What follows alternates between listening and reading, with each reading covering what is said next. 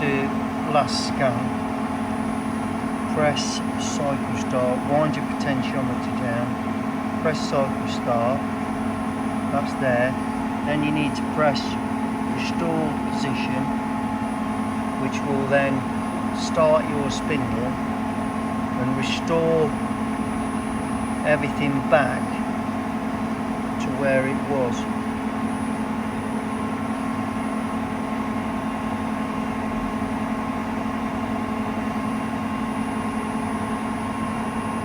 So your positions move, look in the machine, it's moving back, it just carries on.